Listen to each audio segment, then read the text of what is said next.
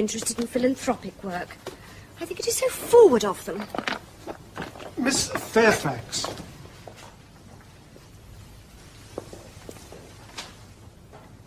Pray let me introduce myself to you. My name is Cecily Cardew. Cecily Cardew. What a very sweet name. Something tells me we are going to be great friends. I like you already more than I can say. My first impressions of people are never wrong. How nice of you to like me so much after we have known each other such a comparatively short time. Pray sit down. I may call you Cecily, may I not? With pleasure. And you will always call me Gwendolen, won't you? If you wish. Then, that is all quite settled. Is it not? I hope so. Perhaps this might be a favourable opportunity for my mentioning who I am. My father is Lord Bracknell. You have never heard of Papa, I suppose? I don't think so. Outside the family circle, Papa, I am glad to say, is entirely unknown. I think that is quite as it should be. The home seems to me to be the proper sphere for the man. And certainly, once a man begins to neglect his domestic duties, he becomes painfully effeminate, does he not? And I don't like that. It makes men so very attractive. Cecily, Mamma, whose views on education are remarkably strict, has brought me up to be extremely short-sighted. It is part of her system. So, do you mind my looking at you through my glasses? Oh, not at all, Gwendolen. I'm very fond of being looked at.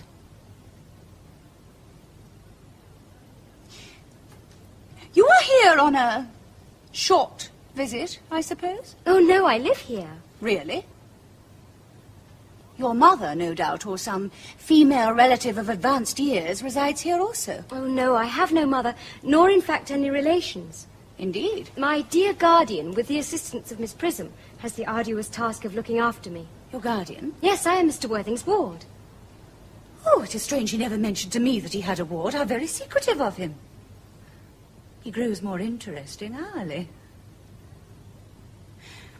I am not sure, however, that the news inspires me with feelings of unmixed delight.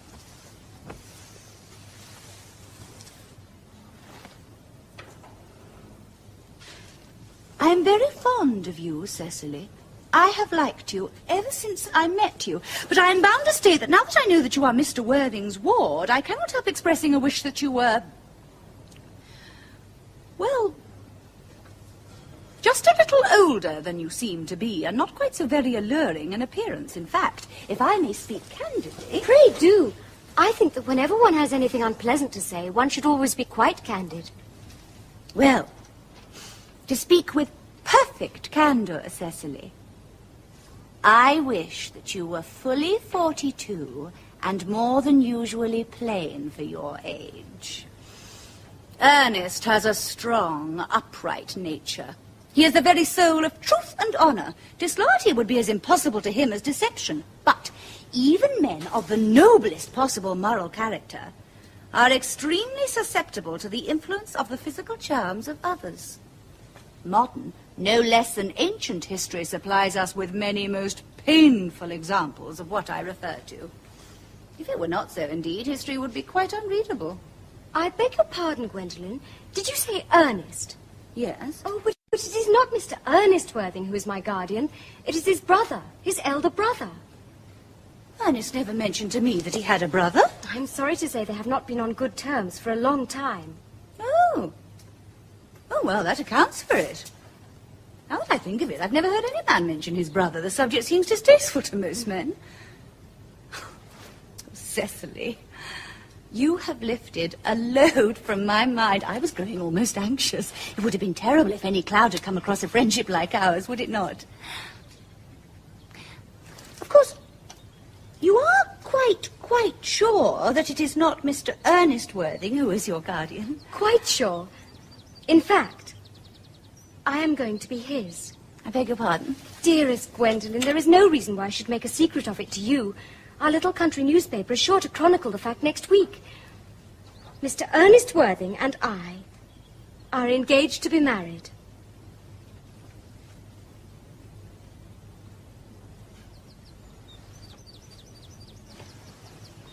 My darling Cecily, I feel there must be some slight error. Mr. Ernest Worthing is engaged to me. The announcement will appear in the Morning Post on Saturday at the latest. I'm afraid you must be under some misconception. Ernest proposed to me exactly 10 minutes ago. It's certainly very curious, for he asked me to be his wife yesterday afternoon at 5:30. If you would care to verify the incident, pray do so.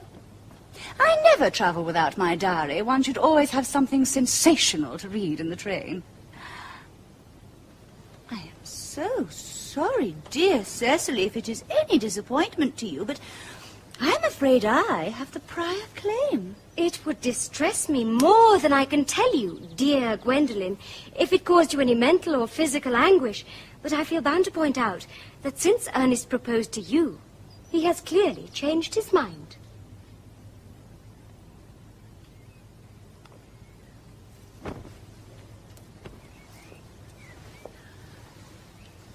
If the poor boy has been entrapped into any foolish promise, I shall consider it my duty to rescue him at once, and with a firm hand. Whatever unfortunate entanglement my dear boy may have got into, I will never reproach him with it after we are married. Do you allude to me, Miss Cardew, as an entanglement? You are presumptuous.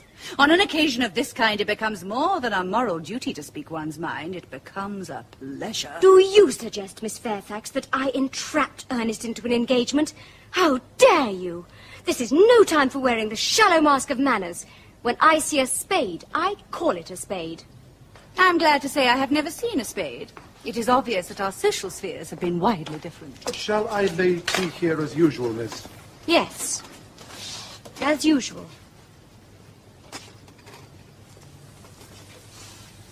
Are there any interesting walks in the vicinity, Miss Cardew? Oh, yes, a great many. From the top of one of the hills quite close, one can see 5 counties. 5 counties? I don't think I should like that. I hate crowds. I suppose that is why you live in the town.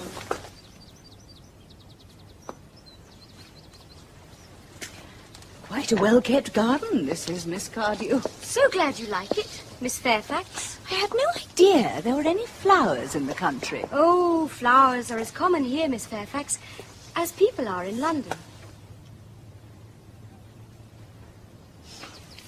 Personally, I cannot understand how anybody manages to exist in the country, if anybody who is anybody does. The country always bores me to death. Ah, this is what the newspapers call agricultural depression, is it not? I believe the aristocracy are suffering very much from it just at present. It is almost an epidemic amongst them, I have been told. May I offer you some tea, Miss Fairfax? Thank you.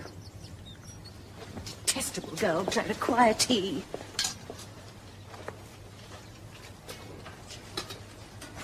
Sugar?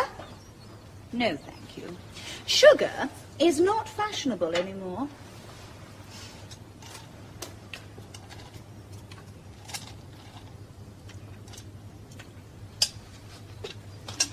Cake or bread and butter? Bread and butter, please. Cake is rarely seen at the best houses nowadays.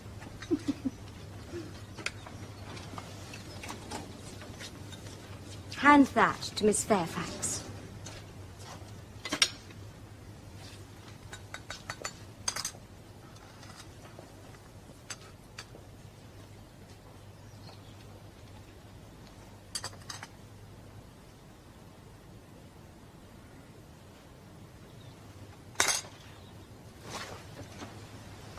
You have filled my tea with lumps of sugar. And though I asked most distinctly for bread and butter, you have given me cake.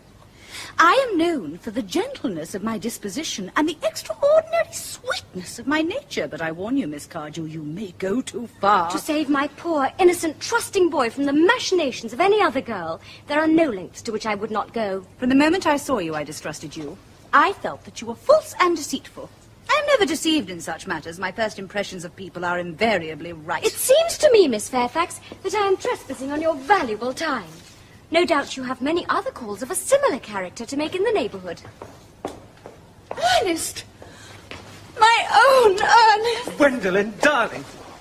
A moment. May I ask if you are engaged to be married to this young lady? Dear little Cecily? Of course not. What could have put such an idea into your pretty little head? Thank you. You may. I knew there must be some misunderstanding, Miss Fairfax. The gentleman whose arm is at present round your waist is my guardian, Mr. John Worthing. I beg your pardon? This is Uncle Jack. Jack! Oh! Here is Ernest. My own love. A moment, Ernest. May I ask you, are you engaged to be married to this young lady? To what young lady? Good heavens, Gwendolen. Yes, to good heavens, Gwendolen. I mean to Gwendolen. Of course not. What could have put such an idea into your pretty little head? Thank you. You may. I felt there must be some slight error, Miss Cardew. The gentleman who is now embracing you is my cousin, Mr. Algernon Moncrief. Algernon Moncrief? Oh! Are you called Algernon? I cannot deny it. Oh! Is your name really John? I could deny it if I liked. I could deny anything if I liked, but my name certainly is John. It's been John for years. A gross deception has been practiced on both of us. My poor, wounded Cecily. My sweet, wronged Gwendolen. You will call me sister, will you not?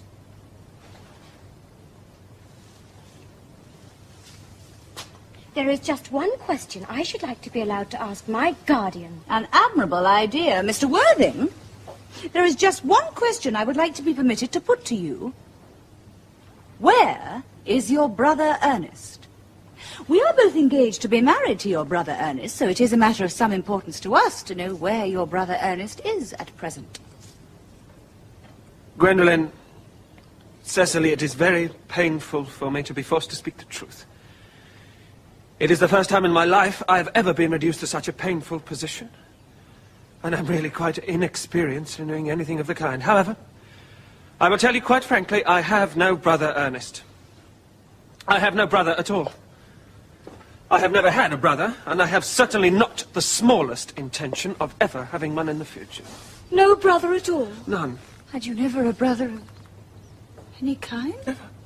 Not even of any kind.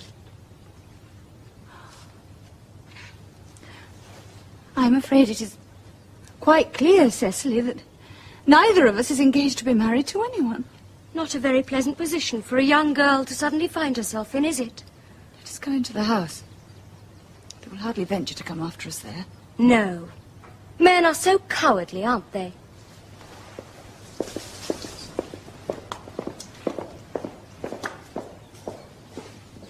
This ghastly state of things is what you call bunburying, I suppose. Yes. And a perfectly wonderful Bunbury it is, too. The most wonderful Bunbury I've ever had in my life. Well, you have no right whatsoever to Bunbury here. That's absurd. One has a perfect right to Bunbury anywhere one chooses. Every serious Bunburyist knows that. Serious Bunburyist? Good heavens! Well, one must be serious about something if one wants to have any amusement in life.